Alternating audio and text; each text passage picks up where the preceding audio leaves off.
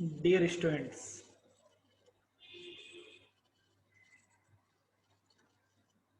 welcome to VS classes. आज हम आपके लिए लेके आए हैं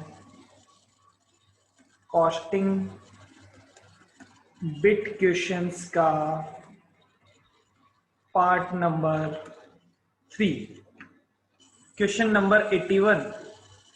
Selling and distribution overhead are absorbed on the basis of first, rate per unit, second, percentage on works cost, third, percentage on selling price of each unit।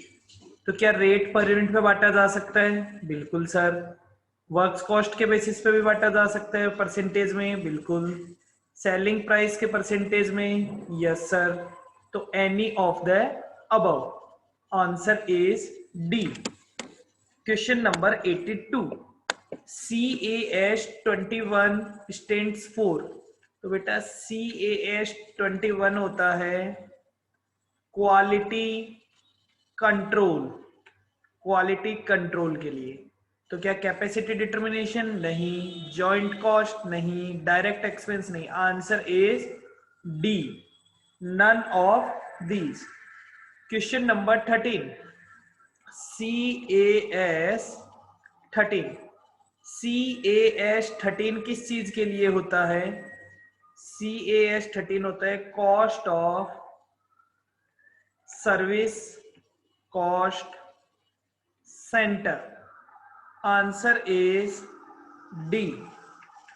Answer is D. Third question का answer हो जाएगा D option. चलिए बेटा आगे चलते हैं। Question number 84। 84 कहता है standards deals with the principle and method of determining the manufacturing cost. Manufacturing cost के लिए कौन सा स्टैंडर्ड होता है? बेटा मैन्युफैक्चरिंग कॉस्ट के लिए होता है CAS 22। CAS 22 क्या कहता है? Cost of manufacturing of excisable goods. Answer is C. Question number 85। Standards deals with average equalisation transportation cost. Average equalisation transportation cost के लिए CAS होता है बेटा CAS 5, that is average and equalised transportation cost. तो answer हो जाएगा D. 85 का answer हो गया डी।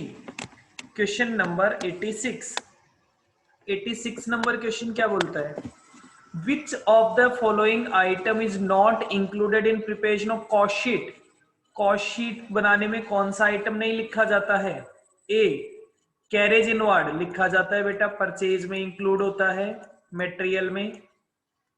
परचेज रिटर्न परचेज में एडजस्ट होता है। Sales commission selling and distribution. Interest paid बेटा ये फाइनेंस का आइटम होता है, फाइनेंस अकाउंट का नहीं आता है। तो 86 का आंसर हो जाएगा D. Interest paid is not included in preparation of cost sheet. Question number 87। 87 number question क्या बोलता है? Which of the following item is not excluding वाहिल preparing. Not exclude मतलब किसको एक्सक्लूड नहीं करेंगे? मतलब इंक्लूड करेंगे। ठीक है बेटा। गुडविल नहीं इंक्लूड करेंगे, प्रोविजन फॉर टैक्स नहीं इंक्लूड करेंगे, property tax for factory building. Factory building का प्रॉपर्टी टैक्स बेटा फैक्ट्री ओवरहेड में इंक्लूड किया जाता है। आंसर हो जाएगा 87 का answer C. Transfer to reserve नहीं होगा, इंटरेस्ट पेड नहीं होगा। Question number 88। 88 नंबर क्वेश्चन क्या बोलता है? Which of the following are direct expense. इनमें से कौन सा डायरेक्ट एक्सपेंस है? चलिए cost of special design direct expense है, drawings and layouts direct expense है, hire of tools and equipments for a particular job ये भी डायरेक्ट एक्सपेंस है, सेल्समैन का वेजेस नहीं है, रेंट नहीं है, मतलब 1 और 2, तो आंसर इज ए 1 एंड 2। तो 88 का आंसर हो जाएगा बेटा A option 1 and 2। Question number 89, what is prime cost? Prime cost क्या होता है? तो total direct cost prime cost होती है, total indirect cost, total non production, total production नहीं बेटा, total of direct cost are prime cost. Direct material, direct labour और direct expense ये प्राइम कॉस्ट होता है। Answer is A. Question number 90, which of the following item is not an element of works overhead? Works overhead का part नहीं होता, तो that is sales manager, selling and distribution का part होता है। तो बेटा answer plant manager yes, repair yes, तो answer is A sales manager की salary. Question number 91, in reconciliations statement expenses shown only in financial accounts are, reconciliation statement ये कल का भी आया हुआ क्वेश्चन है बेटा, पार्ट नंबर 2 में भी किया था हमने। वो एक्सपेंसेस जो केवल फाइनेंशियल अकाउंट में दिखाए जाते हैं, तो इससे बेटा फाइनेंशियल अकाउंट्स का प्रॉफिट क्या हो जाता है? कम। कॉस्ट के बराबर लाने के लिए उसमें क्या करना पड़ेगा? ऐड करना पड़ेगा, तो added to financial profit. Answer is A. Question number 92, 92 number question क्या बोलता है? In reconciliation statement expenses shown only in cost accounts, जो एक्सपेंसेस केवल कॉस्ट अकाउंट्स में दिखाए जाते हैं उनका क्या करोगे? तो बोले कॉस्ट अकाउंट्स में दिखाया है, मतलब कॉस्ट का प्रॉफिट कम हो गया, तो या तो फाइनेंस का प्रॉफिट कम करना पड़ेगा या कॉस्ट का प्रॉफिट बढ़ाना पड़ेगा। तो ये कह रहा है deducted from the finance profit. Answer is B.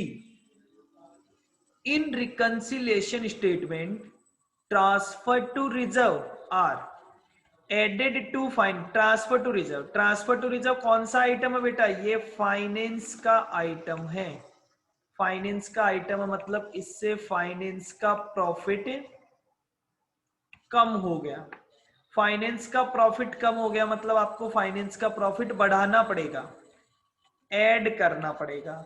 तो बेटा 93 का आंसर हो जाएगा A, added to financial profit. Question number 94, in reconciliation statement income shown only in financial accounts are, financial accounts में आपने इनकम दिखाई है, तो फाइनेंस का प्रॉफिट बढ़ गया, कॉस्ट का प्रॉफिट कम है, तो या तो कॉस्ट में ऐड कर दीजिए या फाइनेंस में माइनस कर दीजिए। तो 94 का आंसर हो जाएगा B, deducted from finance profit. Question number 95, 95 में क्या बोला है?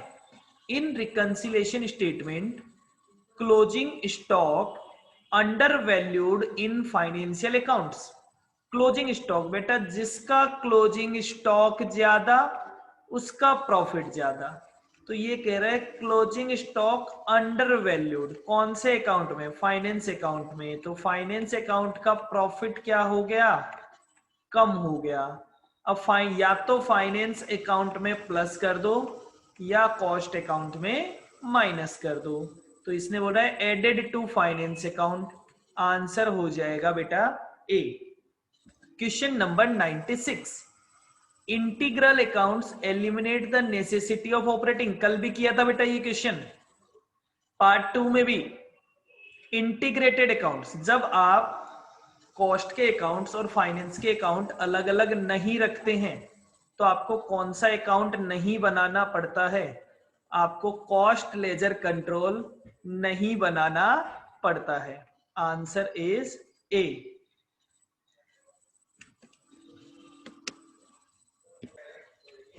Question number 97, what entry will be passed under integrated system for payment to creditors for supplies made?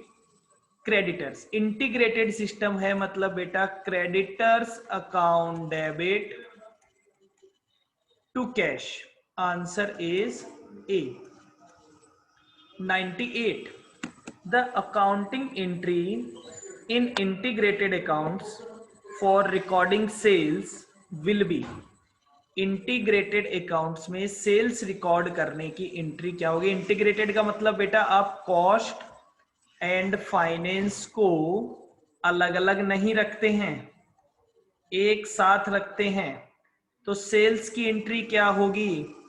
Cash account debit to sales. Answer हो जाएगा बेटा C answer. Question number 99, what will be the accounting entry for absorption of factory overhead? Factory overhead को absorb करना, कहां पे absorb करोगे बेटा? WIP control में। तो WIP control account debit to factory overhead control account. Answer is A. Question number 100, job costing कहां काम आती है बेटा? जॉब कॉस्टिंग वहां काम आती है जहां पे प्रोडक्ट डिफरेंट होते हैं, ठीक है। तो फर्नीचर अलग अलग डिजाइन होती है, रिपेयरिंग शॉप में अलग अलग काम होता है, प्रिंटिंग प्रेस में अलग अलग काम होता है। तो answer is D, all of above. 99 का आंसर था बेटा A. Question number 101, in a job cost system cost are accumulated on a monthly basis. नहीं बेटा, जॉब कॉस्टिंग में कॉस्ट जॉब बेसिस पे, मतलब बाय स्पेसिफिक जॉब। आंसर होता है बी। क्वेश्चन 102 क्या बोलता है? The most suitable cost system where the product differs. अभी अभी बात की थी, जहां पे प्रोडक्ट डिफरेंट हो वहां पे कौन सी चीज काम आएगी बेटा? वहां पे जॉब कॉस्टिंग काम आएगी। Cost price is not fixed in case of. Cost price कहां पे फिक्स्ड नहीं होता है? कॉस्ट प्लस कॉन्ट्रैक्ट में, escalation clause, D escalation clause, all of the above. तो cost plus contract, cost plus contract में कॉस्ट प्राइस फिक्स नहीं होता है। जो भी आपकी कॉस्ट होती है उसमें एक फिक्स्ड रेट से प्रॉफिट ऐड कर दिया जाता है। 104, the most of the expenses are direct in. Job costing में सारे एक्सपेंस डायरेक्ट नहीं होते बैच, लेकिन कॉन्ट्रैक्ट कॉस्टिंग, कॉन्ट्रैक्ट नहीं है बेटा, ये गलत लिखा हुआ है, ये है कॉन्ट्रैक्ट कॉस्टिंग। कॉन्ट्रैक्ट कॉस्टिंग में लगभग सारे खर्चे किसी स्पेसिफिक कॉन्ट्रैक्ट से रिलेटेड होते हैं, डेट आर डायरेक्ट खर्चे होते हैं, क्योंकि वो पर्टिकुलर स्पेसिफिकली उसी कॉन्ट्रैक्ट से रिलेटेड होते हैं। 104। Question number 105, cost plus contract is usually entered into those cases जहां पे cost certified and work uncertified होता है, वहां पे कॉस्ट प्लस कॉन्ट्रैक्ट को काम में लिया जाता है। Answer is B. 105 का आंसर होगा बेटा B.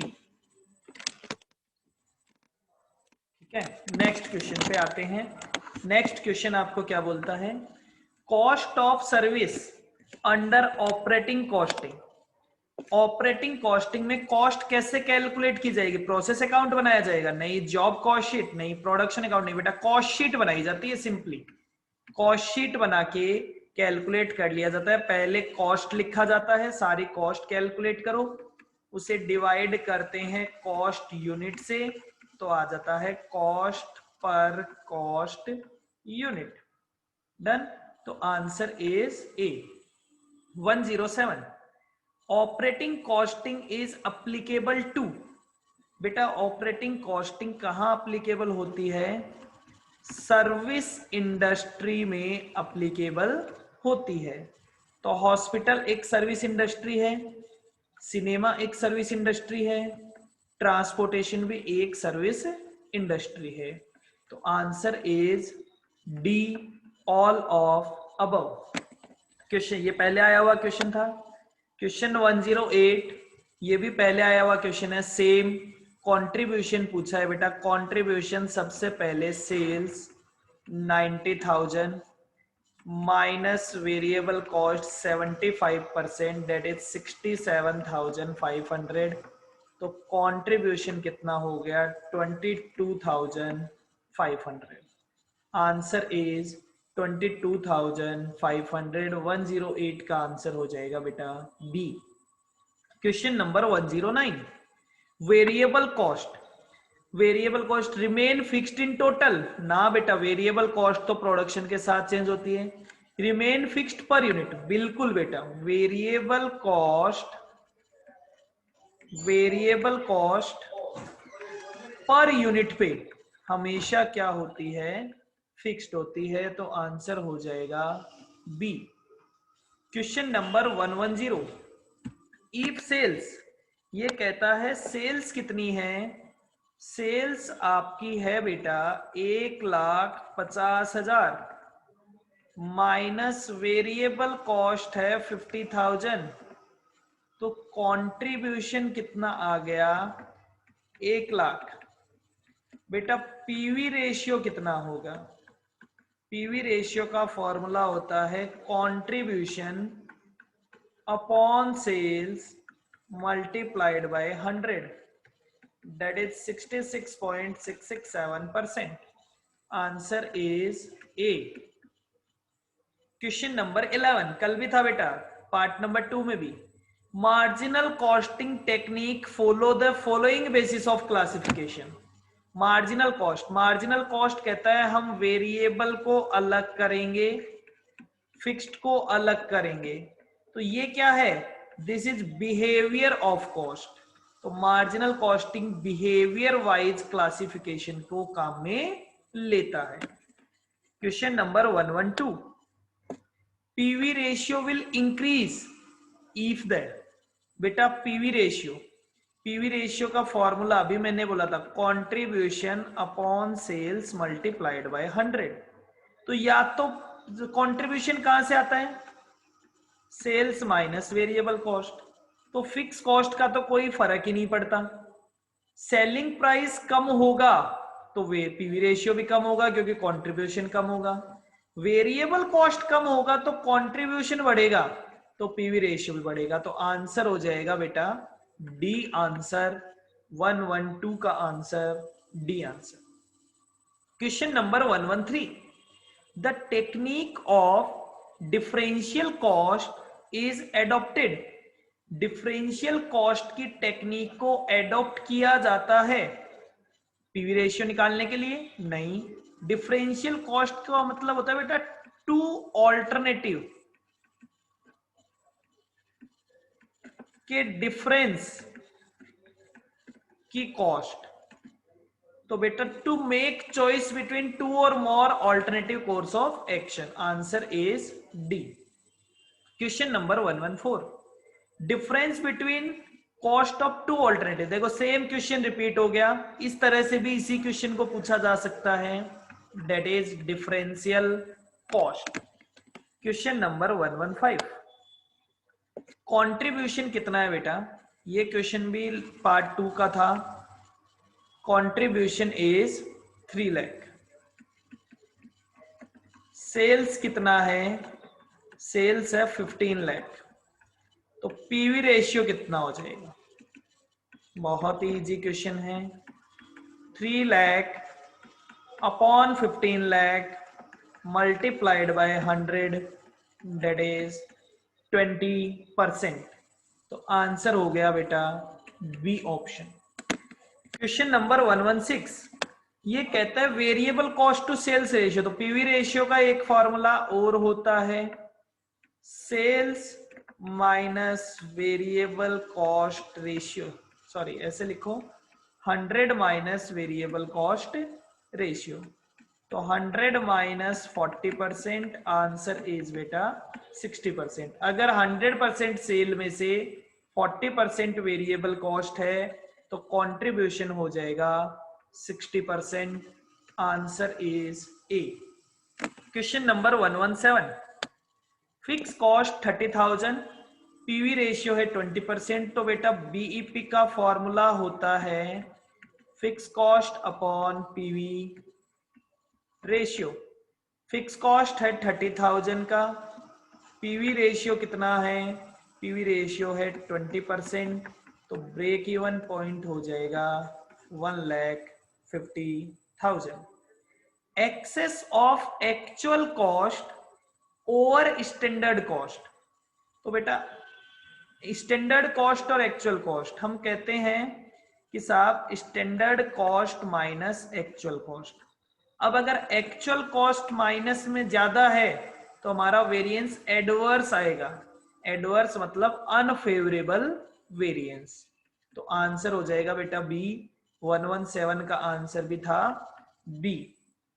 Question number 119, difference between standard cost and actual cost is known as. अभी अभी निकाला था बेटा, वेरिएंस का फॉर्मूला ही क्या होता है, variance is equals to standard cost minus actual cost. तो आंसर हो जाएगा C. Question number 120, standard cost is used break even point निकालने के लिए नहीं, सीवीपी एनालिसिस के लिए नहीं, as basis for price fix और कॉस्ट को कंट्रोल करने के लिए कि हमारी कॉस्ट कम लग रही है, हमारी कॉस्ट ज्यादा लग रही है, उस चीज के लिए हमें स्टैंडर्ड कॉस्ट की जरूरत पड़ती है।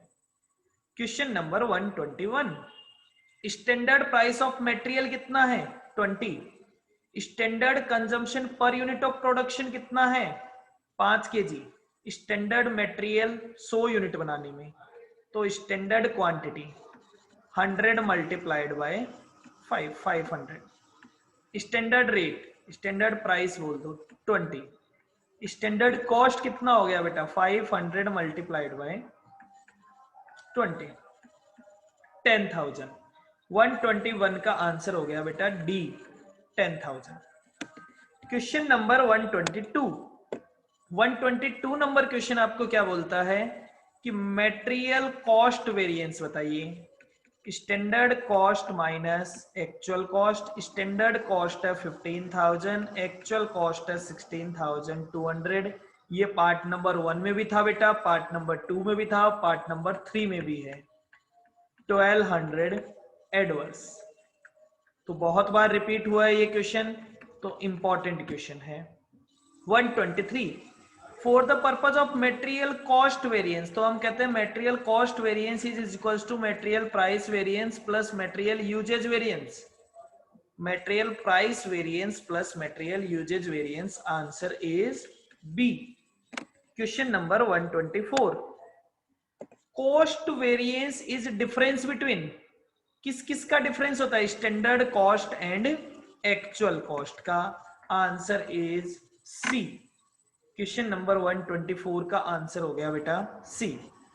क्वेश्चन नंबर 125 नंबर क्वेश्चन आपको क्या कहता है, 125 नंबर क्वेश्चन कहता है कि साहब ध्यान से देखिए,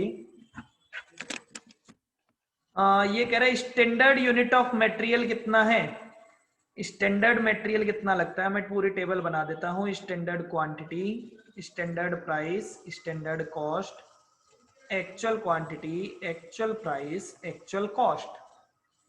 ठीक है साहब, तो हमने कहा स्टैंडर्ड क्वांटिटी कितनी है, स्टैंडर्ड क्वांटिटी होनी चाहिए 100 मल्टीप्लाइड बाय 500, स्टैंडर्ड प्राइस 20, तो टोटल हो जाना चाहिए 10,000, एक्चुअल क्वांटिटी है 520, स्टैंडर्ड प्राइस है 22, तो ये हो गया 11,440। अब बेटा इसने कौन सा वेरिएंस पूछा है, material usage variance. Usage variance का फॉर्मूला क्या होता है, standard quantity minus actual quantity multiplied by standard price, 500 minus 520 multiplied by 20, तो ये हो गया 400 एडवर्स। 125 का आंसर हो गया बेटा B. Question number 126 number question आपको क्या बोलता है, standard price of material per KG, same ही क्वेश्चन है, उसने आपको मटेरियल कॉस्ट वेरिएंस पूछा है।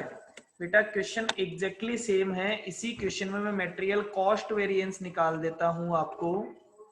Standard cost minus actual cost 10,000 minus 11,440 that is 1440 adverse. तो आंसर हो जाएगा बेटा 126 का आंसर होगा बी। इसका आंसर भी था B. Question number 127 number question आपको क्या कह रहा है, standard quantity of material of 1 unit of output 10 रुपए, एक्चुअल आउटपुट कितना है 800 यूनिट। तो बेटा स्टैंडर्ड क्वांटिटी, एक यूनिट बनाने में 10 लगता है, तो 800 multiplied by 10 that is 8000 KG. Answer is 127 का आंसर हो जाएगा बेटा A answer. Question number 128, budgets are shown in, budget कैसे कैसे बताया जा सकता है, क्या बजट में क्वालिटी बताई जा सकती है, नहीं, बजट क्वांटिटी हो सकता है, बजट मेटेरियलिस्टिक हो सकता है, तो both B and C. Answer हो जाएगा बेटा D option. Question number 129, which of the following is not an element of master budget. Master budget में क्या कैपिटल एक्सपेंडिचर आता है, आता है, ऑपरेटिंग एक्सपेंस आता है, तो बेटा 129 प्रोडक्शन शेड्यूल आता है क्या, प्रोडक्शन शेड्यूल नहीं आता। Answer is B, answer is B. Question 130, which of the following is not a potential benefit of using a budget. पहले भी आया था पार्ट 1 में भी, कोऑर्डिनेशन बढ़ता है, बिल्कुल बढ़ता है, मोटिवेटेड मैनेजर्स होते हैं, yes, improved inter department communication होता है, yes, more accurate financial statement, बेटा बजट की वजह से आपके फाइनेंशियल स्टेटमेंट एक्यूरेट हो जाए ये जरूरी नहीं है। Answer is D. तो बेटा आज हमने 130 तक क्वेश्चंस कर लिए हैं। आप कमेंट करें, बताएं आपको ये वीडियो कैसा लगा। अगर आपको वीडियो अच्छा लगा हो तो लाइक करें, शेयर करें और वीएस क्लासेस के चैनल को सब्सक्राइब करें। Thank you.